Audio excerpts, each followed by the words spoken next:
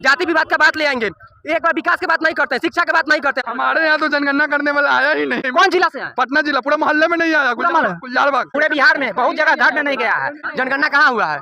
जाके पूछिए हमारे गांव में हाजीपुर में, अगर हाजीपुर के आदमी बहुत लोग कह देगा, घर में 100 घर में से पूछेगा, अगर 90 घर में कह देगा ना कि जनगणना हुआ है, तो हम उसी जगह जनगणना हम करना स्टार्ट कर देंगे। जनगणना में सिग्नेचर कराता कुछ नहीं। हम लोग भी सोच रहे थे हमारे घर में आएगा लेकिन अभी तक पता चला कि हुआ नहीं। तब तक देखे क्या किया ये लोग, पूरा फॉल्स दिया है रिपोर्ट। देखिए हम लोग भी पढ़े लिखे इंसान हैं, हमें सही से बैठने के लिए नहीं मिलता था, बोलने के लिए नहीं मिलता था। अरे मालिक आ रहे हैं, समझे। जातियों में बांटने का काम किसने किया है? ये नीतीश कुमार किए हैं। ये जातीय जनगणना को दिखाए हैं, बांटने का काम थोड़ी किया। आपने देखा क्या सिर्फ ब्राह्मण का ही बेटा बैठ के मंदिर में पूजा कर सकता है? पासवान का बेटा बैठ के मंदिर में पूजा कर सकता है? चौधरी का बेटा मंदिर में बैठ के पूजा नहीं कर सकता है? रजक का बेटा मंदिर में बैठ के पूजा नहीं कर सकता है? चंद्रवंशी का बेटा मंदिर में बैठ के पूजा नहीं कर सकता है? कुर्मी का बेटा मंदिर में बैठ के पूजा नहीं कर सकता है? मैंने एक सच्चाई को आईना दिखा रहा हूँ, मैंने कहीं झूठ नहीं बोला। क्या ब्राह्मण का ही बेटा जाके मंदिर में पूजा कर सकता है? मैं नहीं करवा सकता हूँ। क्यों? मैं पढ़ा लिखा नहीं हूँ? नहीं, ऐसा होने नहीं देता था। क्यों? समझे, पैसा मेरा, समझे, सब चीज़ मेरा। आप घर में बैठ के खाइएगा साहब, वो चलने वाला नहीं है। क्योंकि अब हम भी पढ़े हैं, आप भी पढ़े हैं, आपका भी परसेंटेज कम है, मेरा परसेंटेज ज़्यादा है। और जिसकी जितनी भागीदारी उसकी उतनी परसेंटेज मिलना ही चाहिए। पहले एक मिनट सुन लीजिए, समझे। क्या पंडित का बेटा पूजा कराएगा? अब पंडित को वही करना पड़ेगा जो हमने पिछले 25-30 साल से करते हुए आ रहे हैं। नाला का साफ सफाई कर्मी यदि बैकवर्ड का बेटा करेगा, क्या कहते हैं, रोड बैकवर्ड का बेटा साफ करेगा, खेत में यदि काम करेगा बैकवर्ड का बेटा, समझे। मजा मारेंगे पंडित जी नहीं साहब, ये चलने वाला नहीं है। अब आपका मंदिर पर चढ़ के हम भी उस हिस्से में उस पैसे में हिस्सा लेंगे, समझे, क्योंकि उस लायक हम भी हैं, उस लायक के योग भी हम भी हैं।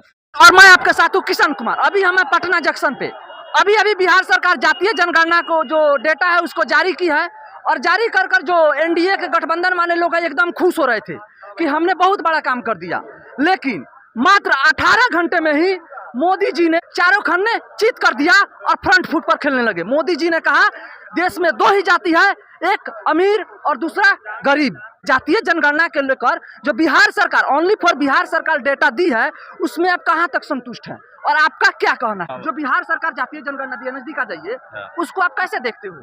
ये एक तरह से राजनीतिक हथकंडा है। जाति पहले भी था, आज भी है और सदा रहेगा। आपको आरक्षण देना है तो बेरोजगारों को नौकरी दीजिए, आरक्षण मत दीजिए, क्योंकि 200 से ज्यादा जाति है। आप आधा % में कितने व्यक्ति को नौकरी देंगे? चाचा, बिहार की जनसंख्या 14 करोड़ है, जिसमें से लगभग 6 करोड़ युवा है। इसका डेटा देना चाहिए। इसके डेटा देना चाहिए कि बेरोजगार को हम कैसे ठीक करें। किसी का बेटा हो, यादव का हो, मुस्लिम का हो और किसी जाति का हो, उसको नौकरी क्यों नहीं देते हैं? जो नीतीश कुमार जी दिए हैं, डेटा दिया है, इसको कहाँ तक देखते हैं, सही है या गलत है? जातिगत जनगणना, हाँ। जातिगत जनगणना ही तो जब चुनाव हारने पा गया इनको, 18 साल इनको सत्ता में रहते हुए कोई याद नहीं आया। जब देख रहे हैं कि चुनाव हार रहे हैं, सारा सर्वे इनके खिलाफ जा रहा है, तभी फिर जातिगत जनगणना पा गए। पहले आप पिछला आंकड़ा आप देख लेंगे, कितना जाति को किसको आप कैसे नौकरी दिए हैं और किस ढंग से कितना बहाल किए हैं, आप कितना % बहाल किए हैं। अभी आप डेटा देखें, इसमें सबसे ज्यादा मुस्लिम लोग का डेटा है, उसके बाद यादव लोगों का। जैसे कि मुस्लिम तो वो तो हो गया एक कम्युनिटी, और यहाँ हिंदू में आप जातिगत आप दे रहे हैं, उसका आप जातिगत मुस्लिम का नहीं दिए। मुस्लिम में भी हिंदू के जैसा ही जाति है, उसमें सिर्फ आप हाँ, इस सिर्फ दंगा कराने के लिए ही बिहार में पहले हिंदू मुस्लिम होता था, अब ये जातिगत लड़ाई कराने के लिए ऐसा किया गया है। पहले मुसलमान का डाटा सबसे ज्यादा है, उसके बाद यादव लोग का, फिर देखिएगा हिंदू मुसलमान इधर भी तोम जम होगा। फिर यादव लोग जो है ना, यादव जो है चौरसिया को इस गांव में तो खैर। जातीय जनगणना से फायदा क्या है? बात ही है 500 करोड़ रुपया खर्च हो गया, इससे फायदे और नुकसान क्या है ये बताइए। क्या ना बताएं? हाँ बताइए। देखिए, जातीय जनगणना कराए, सबसे ज्यादा किसका कास्ट है? मुस्लिम का। हिंदू में बताइए ना। हिंदू में यादव का जितना 206 जाति है, जानते हैं ना? भारत में हिंदू में 206 जाति है। 206 जाति में तो बाकी बात जितना जाति में कम पड़ गया, उसका तो चाहेगा तो दबाने की कोशिश करेगा ना, दबाने की कोशिश करेगा तो जो पासवान है, मतलब बहुत सारी जाति है, पासवान है, चौधरी है, दुसाद है, चमार है, राजपूत है, भुइयार है, तो इस सब के तो यादव देखेगा कि हमारी जाति जनसंख्या ज्यादा है। इंस्टाग्राम, फेसबुक, ट्विटर पर देखिए, हर जगह ट्रेंड कर रहा है यादव खाली लगाएगा, यादव। अरे ठीक है, अहिरान लगाएगा। अब जो पासवान है, ये सब मतलब छोटी जातियां में पड़ जाता है, बहुत ऐसा जाति है, अभी जानते 206 जाति है, भुइयार, राजपूत, बहुत सारा जाति है। जैसे कि हिंदू में जनसंख्या करवाए, ठीक है, करवाए ना, तो यादव निकला। अगर मुसलमान में भी करवाते हैं तो उनमें भी निकलेगा, उनका भी धर्म है, हमारे तरह भी जाति उनका में भी आते हैं। लेकिन एक सवाल उठ रहा है कि लोगों का कहना है कि जो जो डेटा आई है इसमें शक की सुई खड़ा कर रही है डेटा पे।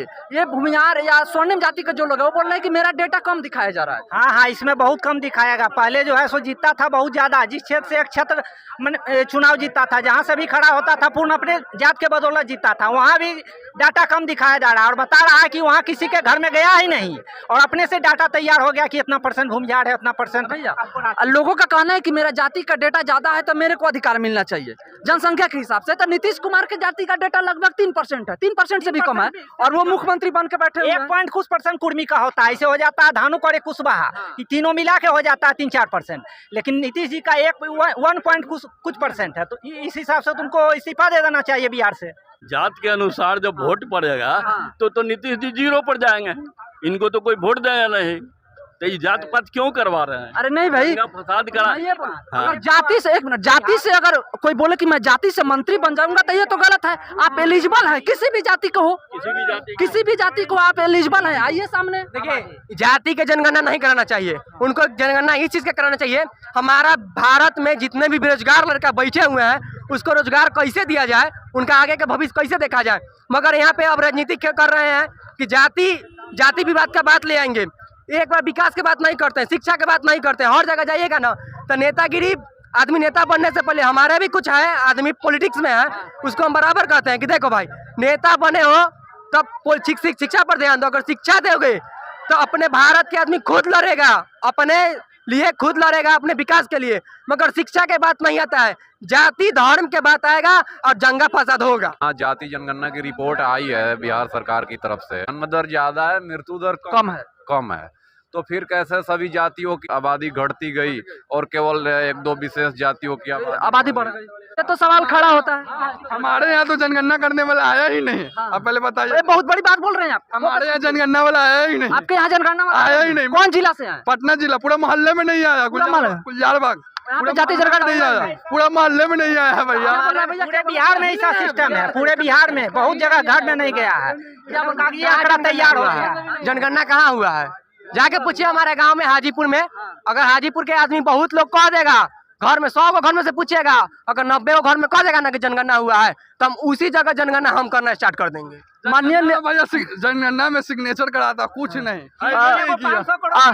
हम लोग भी सोच रहे थे हमारे घर में आएगा लेकिन अभी तक पता चला कि हुआ नहीं, तब तक देखे कि जनगणना तो रिलीज कर दिया कि इतना % है, इतना % है। क्या किया ये लोग, पूरा फॉल्स दिया है रिपोर्ट। देखिए हम लोग भी पढ़े लिखे इंसान हैं, सब बिहारी विद्यार्थियों को, बिहार के वोटरों को ये सब गुमराह करने का प्रयास कर रही है अभी वर्तमान की सरकार। लेकिन यहाँ तो अभी पूरा फोकस है कि बिहार को फिर से जाति के जंजाल में डाल दो। ये ज्यादा है तो ज्यादा जो है उसको कुर्सी पर नीतीश कुमार बैठा दें, गद्दी छोड़ दें अभी अपना। सबसे कम जनसंख्या जो कुर्मी जाति के हैं, जिस जाति से हमारे मुख्यमंत्री साहब हैं, उनको हटाना चाहिए कि नहीं?